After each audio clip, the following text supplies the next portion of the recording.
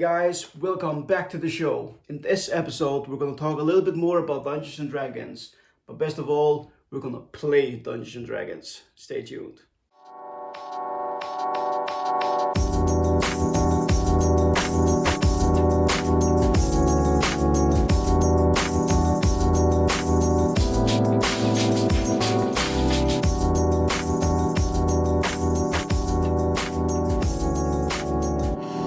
Like I said before, guys, today we're gonna play Dungeons and Dragons. I'm gonna invite my brother and we're gonna play a one shot of Dungeons and Dragons. But first, we're gonna sit down and talk a little bit about it, guys.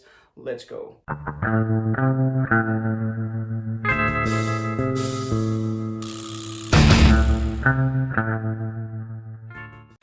Welcome back, nerds. Welcome back, Kjartan. Thank you. Today's gonna be very exciting. We're gonna play a live game. Yeah.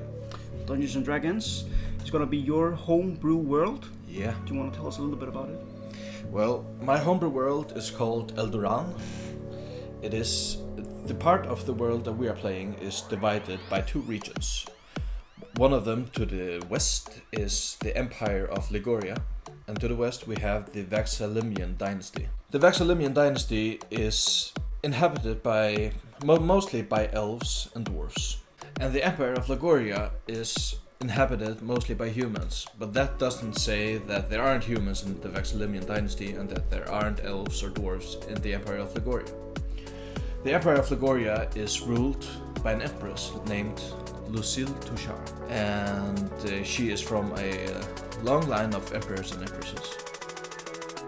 And the Vaxalimian dynasty is ruled by the High Council of AIFR, the capital of the Vaxalimian dynasty. The game that we are about to play is situated in Blackgate, the capital city of the Empire of Liguria, where Dante has endured most of his adventures.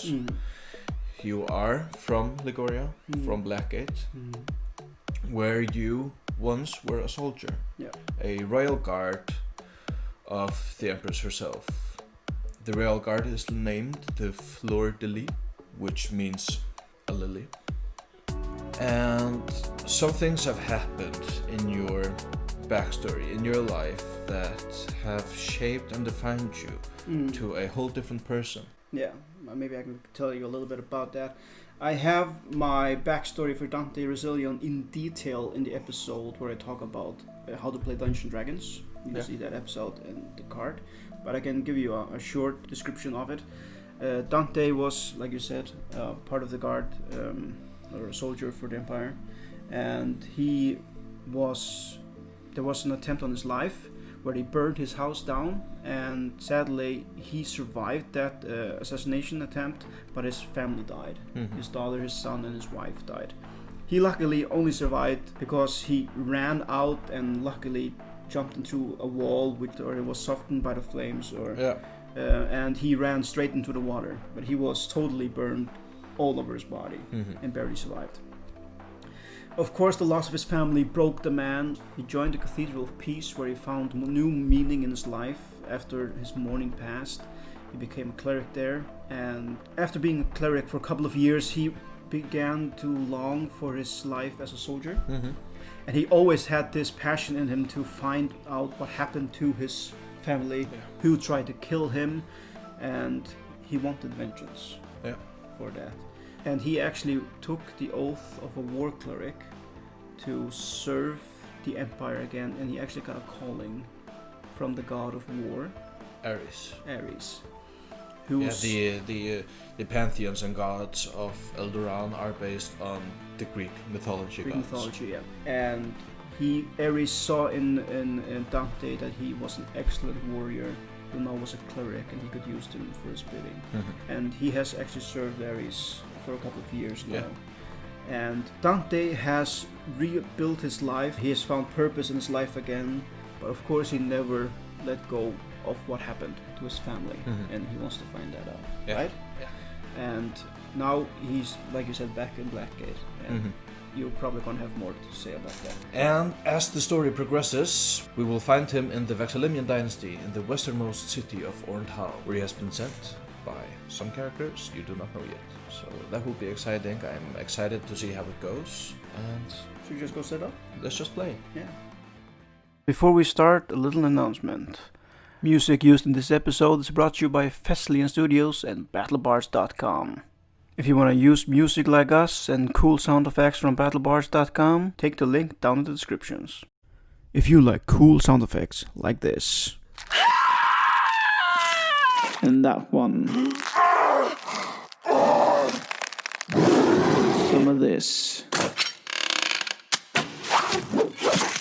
Then go to our homepage at podbean.nordicdnd.com, click on battlebards.com and let them know Nordic D&D sent you.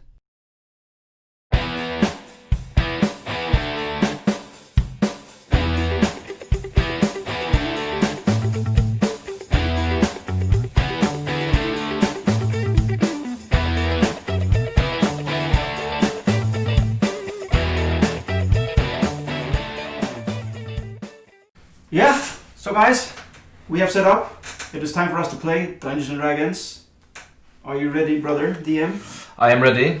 It is a creation of my own, and we're gonna follow Dante, Resilian, John's character. So, Dante, you are situated in the familiar city of Blackgate. Much time has passed since you have had the pleasure of adventuring, and you are slowly growing tired of everyday life. You have spent much time in helping restore the Cathedral of Peace to its primal state, and the church has happily returned the favor in terms of gold and silver. Oren, the owner of the Flawless Sword, a blacksmith's shop in Blackgate, has also benefited from your absence of the field, and thus you have honed your skills in the arts of blacksmithing to a point where you could consider your work worthy of pay. As a result of helping Oren keep the business alive, he left you a family heirloom, a sword of flame, which is to grant the wielder great power. However, at the moment you are in your apartment-sized house in East End, a part of the city that contains the middle to upper middle class of Blackgate. Is there anything you would like to do before we continue? I think Dante is standing there in his apartment. I picture him looking out the window with his sword on his back, resting on the shoulder, just looking at the window, looking over Blackgate.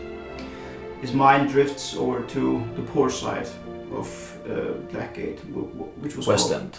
Over to the West End, where he usually lived before. Yeah. Remembering where he came from.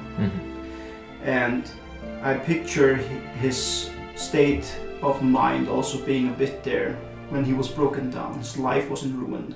He felt he deserved to live in a place like that. But now he has outgrown a little bit. He has healed emotionally.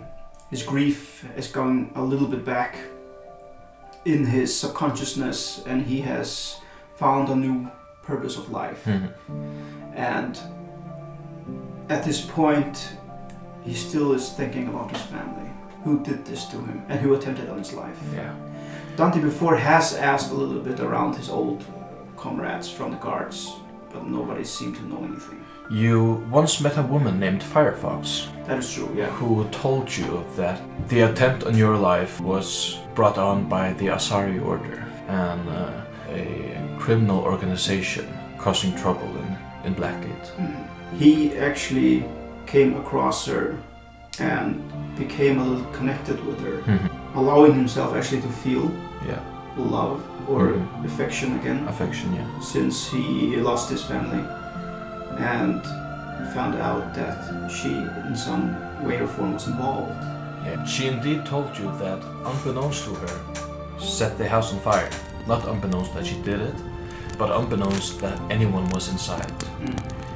She was explicitly told to light the house up and leave. And she told you that when she heard the screams coming from inside, she knew she had to do something. Yeah. And the only thing she could was nurse you back to health as you lay unconscious in a pond outside. Exactly. Yeah. But before you woke up, she was gone. And Dante swore to kill everyone, or anyone involved with the assassination of his life and the death of his family. Yeah. So he was in much confliction when he found out that she was involved, and he actually was on the brink of killing her. Yeah, you had her. You strangled her. Strangled her, But there was some kind of mercy. He actually let go. Mm-hmm. He was very conflicted with the thought of that because he felt a little bit, I have to honor my family and the pact that I made. So I want to kill this person. But then again, I see this person, Firefox, who helped me also. I became attracted to her, she became attracted to me. We developed a bond, and Dante chose not to kill her. Mm-hmm. But he told her that he never wants to see her again. Yeah. And they departed. Yeah, and he hasn't seen her again. Exactly. Dante is standing in the window now, thinking about all these things that has happened. What time of day is it? It's early in the morning, about 10 o'clock. Yeah. He finished his last mission, and he hasn't been on any duties for some time now. For some time now. Yeah. He puts... About 6 months have passed since you returned to Blackgate. Yeah, okay. Dante does not put his plate armor on. He leaves it at the house. Mm-hmm. But he takes his sword. And he takes his shield as well. Okay. And has his robe on. Yeah.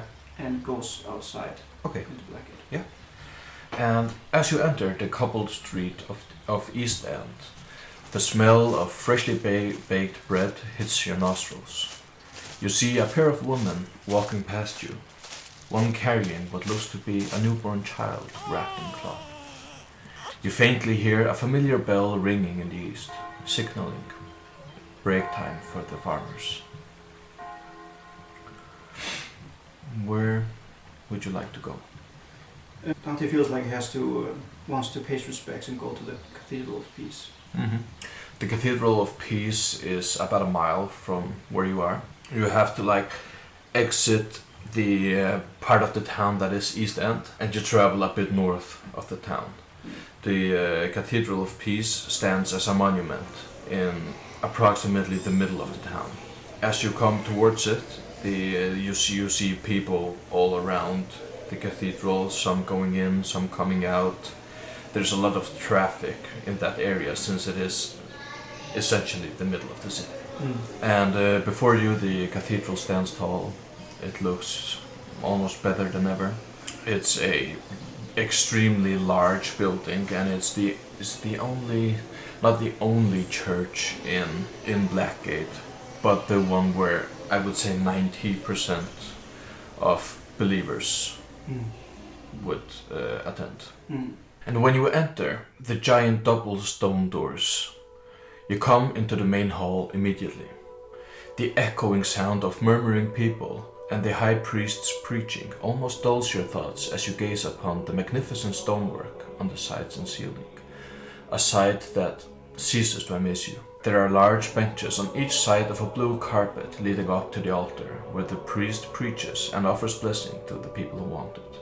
Along the sides, between the 5-foot-tall windows, there are statues of many of the gods. You see Ares, your preferred god of worship, and you see Hera, you see Apollo, you see Athena. You see all of these gods that you have come to know in the past 6 months. But still, Ares is the one you favor.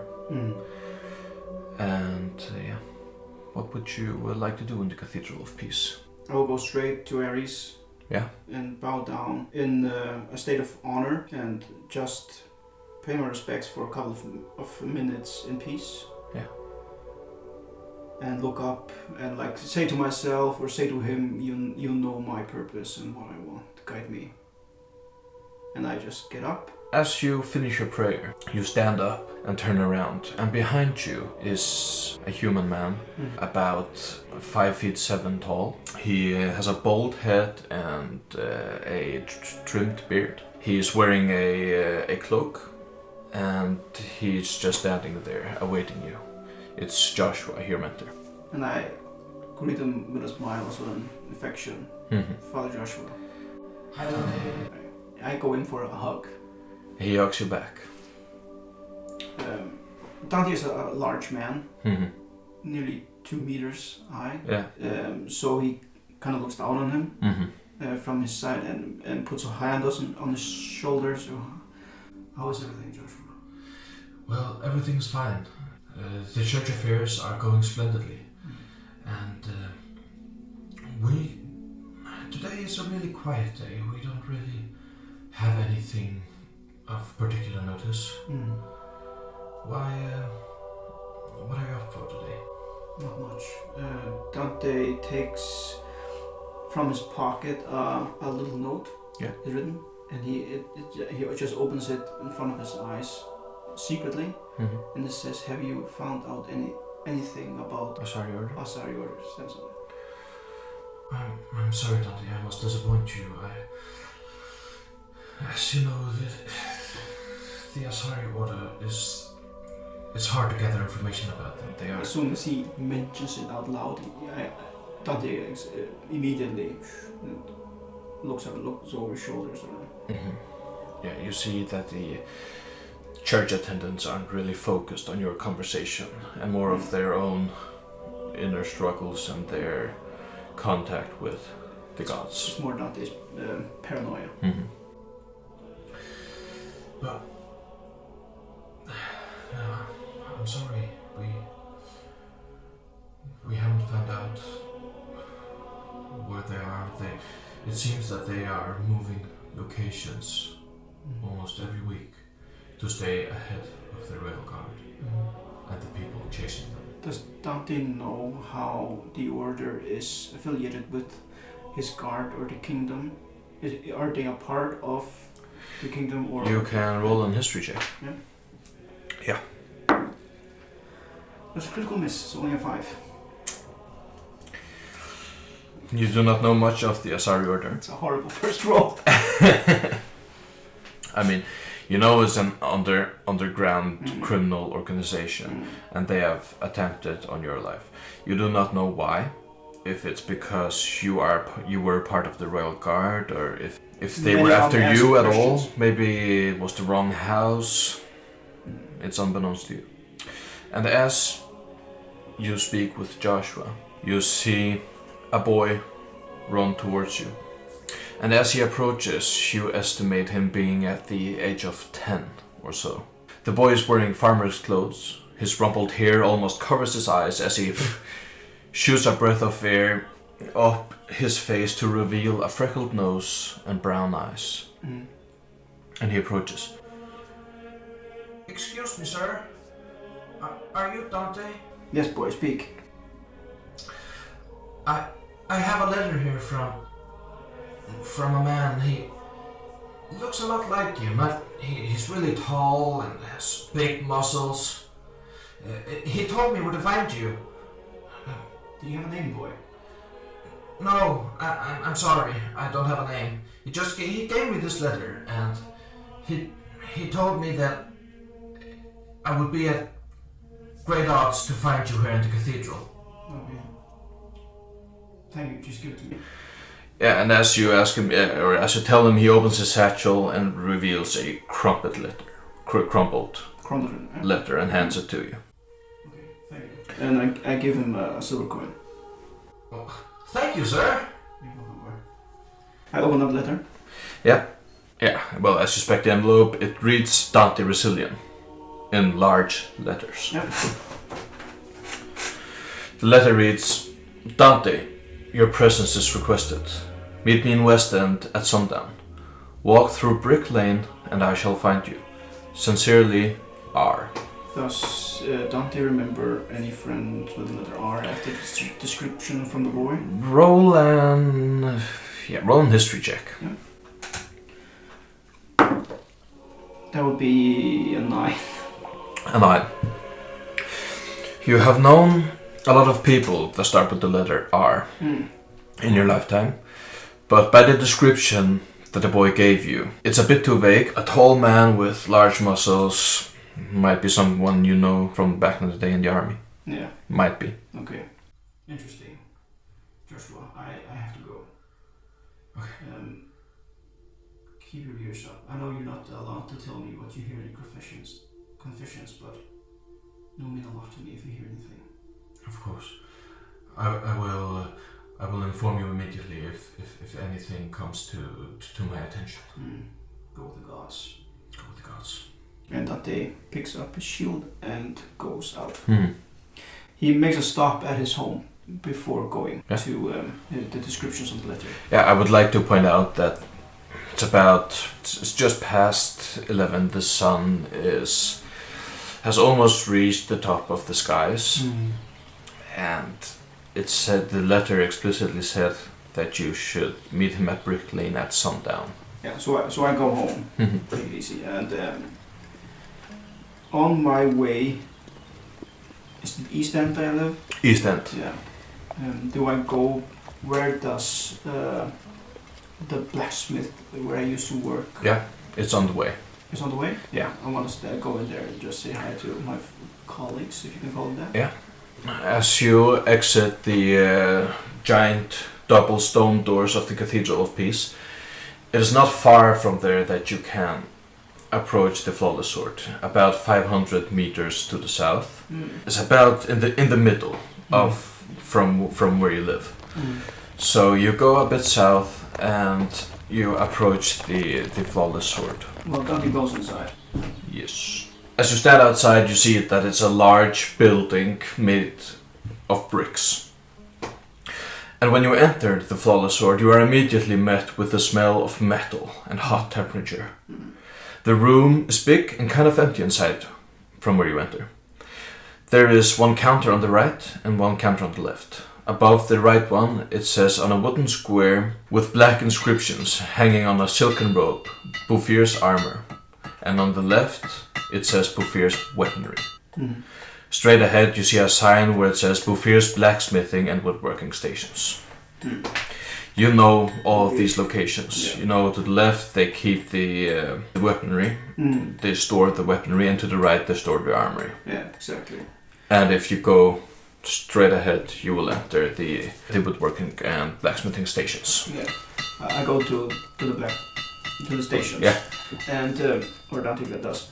And Bouvier was he? Bouffier is the father of Oren, Oren, who exactly. leads the Flawless Sword right now. I'm going looking for Oren and actually call his name as I walk in. Yeah. You call his name and you see Oren bent over at the blacksmith station helping an apprentice. Right as you enter, the clinging of metal rings in your ear, but it's a familiar sound and it makes you feel at home. Yeah, exactly. Dante also remembers the heat from the blacksmithing station, and actually that helped him fight his fear of fire. Since he was burned completely all over his body. He had he got traumatized by it, and he worked through it by actually working in a blacksmithing station. So the smell of now fire and hot steel gives him comfort instead of pain. Orion! And you see Oren. He looks behind him and he notices you straight away. He lifts a finger at you and gives the boy some kind of direction and gestures or motions for him to wait. And he turns around and comes to you. Hi, Dante. How can I help you? Hey, Orion, my friend. It's nice to see you too. I'm fine. Business is going well. How can I help you? I just came in to check how everything is with you. Oh, I'm really good. I'm training an apprentice right here, and it's going well. We have a lot of orders from the south. We have about 3 shipments due this week. Nice. So yeah, business is flourishing at the moment. Glad to hear that, Orion. You haven't had any trouble with anyone or anything? No trouble. We miss you around here. You haven't been. No. You haven't been here for quite a while, but we are managing. No, I'm glad But to hear it. are you ever in need of work? You know, you are always welcome. I am most grateful for that. Thank you so much. I do miss the steel, the heat, and the working. I could imagine. But I have other business to attend now, and I just want to make sure that everything's okay with you. Because you know, if you ever need any help with anything, you let me know. Yeah, of course I will. Because I can never repay how much you have helped me in my time of need. The feeling is mutual.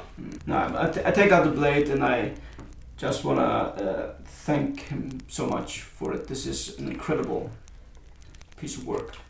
You are quite welcome, Dante. I know the sword is in fine hands with you, and I know that it will be used to its utmost potential. So I couldn't have given it to a better man, and be sure to slay some beasts with it, will ya? I will put it back in. I just came by to pay my respects. And again, if you ever need anything, let me know. Thank you. And Dante goes back outside. I'll see you, Dante. And you see him turn around and goes back to the apprentice. And Dante goes back to his house. Yeah. So as you come out the flawless sword, it's about 12 o'clock. You go back to your house. It's like the town is split a bit. There is sections of the city. So when you leave the flawless sword, you go for about 100 meters, and the cobbled streets give way to a bit of a muddy road. Yeah. And as you approach East End, the muddy roads once again become cobbled. It seems like they are trying to expand a bit. And so they are removing any unnecessary streets if they have to build buildings in that place. Yeah. So they are rearranging somehow around the city at this point. Well, anyway, Dante goes straight to his home, puts on his armor, and he actually goes through his things trying to find if he has any health potions, which he cannot find. And he maybe considers going out to a shop. What kind of shops were there in the Blackgate was there a general shop? You will find if you just continue a bit east in East End, you will come to Finley's Goods, which hold a strong variety of items, including health potions. Yeah, he will go straight there to try and see if they have any. Well, as you enter, the first thing you notice is the smell of fresh herbs and seasoning. Right in front of you is a mahogany chest imbued with gold. And as you turn to your right, you notice a red carpet with black engravings on the floor. There are shelves filled with products on both sides of the seemingly 300 square feet building. Is a very large building. At the front desk, you are greeted by an ever-smiling man. How can I help you? Hey, good sir. Hi. I am here to buy me some health potions. Do you have any in stock? Oh, health potions. Yeah, we have some some regular health potions. We have some greater health potions. We have. What do we have? And he opens a drawer and looks through a larger. And we have one potion of superior healing. Oh, nice. Superior. Yeah. How did you get your hands on that? Well, we make them. Oh, that's awesome. Yeah. What is the price for such a? For the superior, the price is 2,500 gold. Yeah, well, should have suspected that. Yeah, it's a bit heavy on the purse, that one. Yeah. Would you consider maybe an exchange? Well, what do you have? Normal shield. Okay. It would be interesting to buy it. It should be in good quality. Well... Present the shield for it. Well, yeah, sure. This shield is... Okay. Yeah, well, if you give me this shield, that will put you back about 2,490 gold. I still owe you 2,000. I still owe you 2,000. 490. So how much is the shield worth? I would estimate this shield about 10 gold pieces. Okay. Well, yeah, maybe I was probably overpricing my shield. No, that doesn't make any difference to me. Don't look around. Okay, what just for the normal health potions? The normal health potions are 50 gold pieces. 50? Yeah. That's quite a gap from...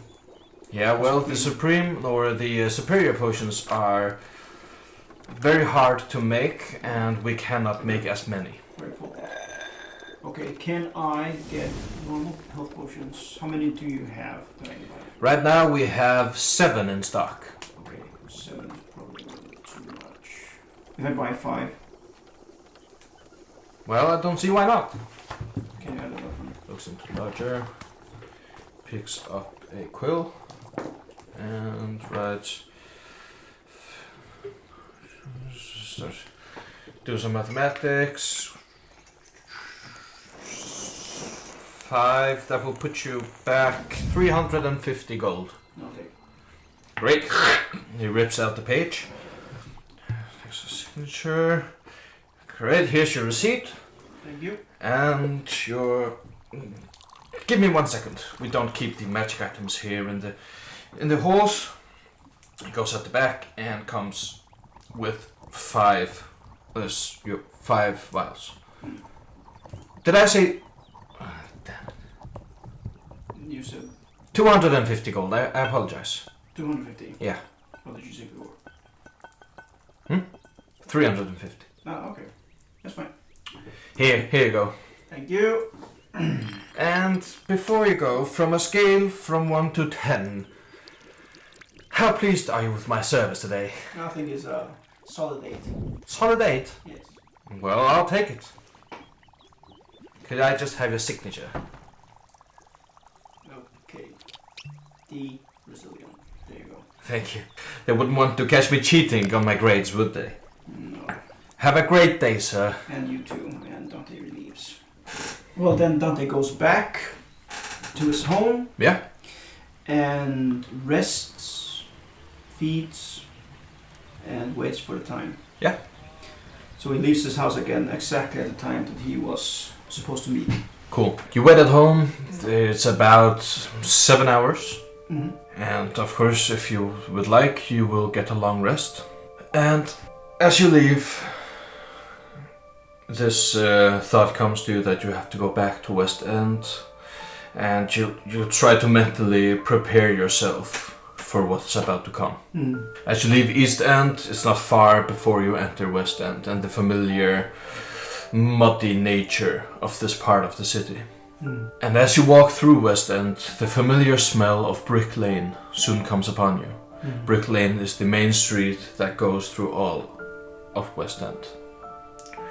The smell of mold and wear makes you cover your nose for a second, and you think it extraordinary that you have been able to live here for as long as you did. Mm. Can you make a perception check?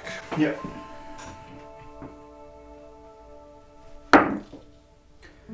It's 8 plus 4, 12. 12.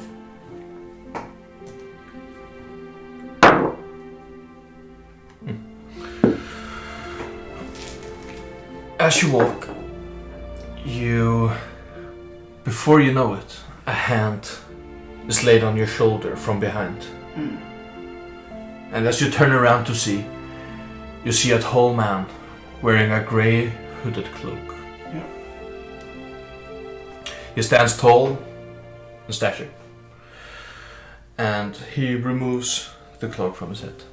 You know him as Sir Ruland, and I would say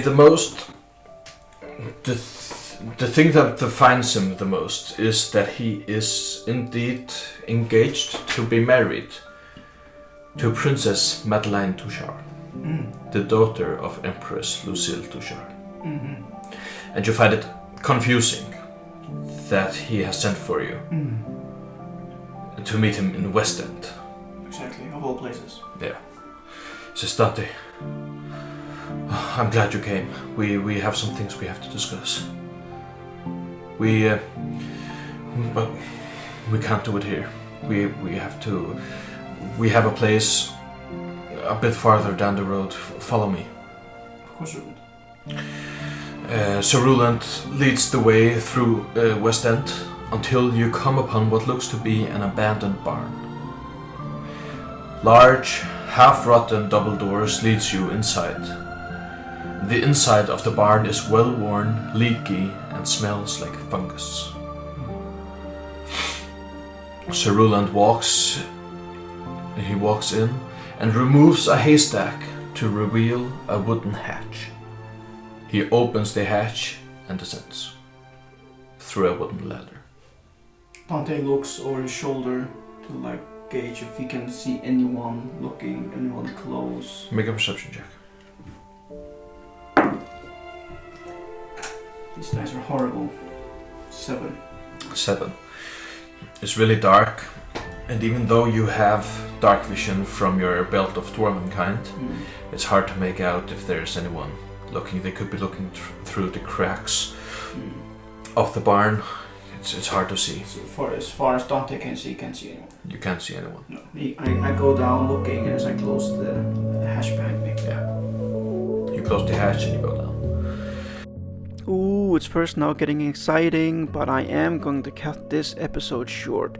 Now guys, I haven't completely found out how I'm going to do this live D&D games. I just don't want the episodes to get too long, because it gets too boring and then you're going to lose interest, so I'm going to cut it down.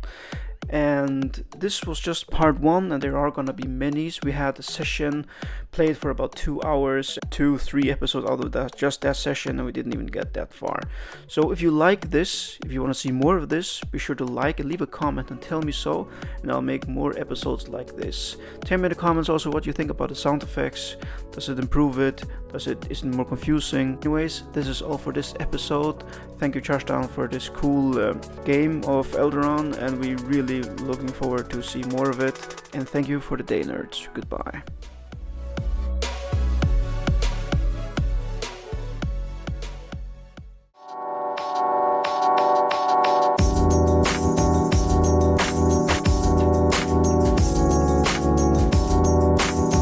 So we're kind of like that. Yeah.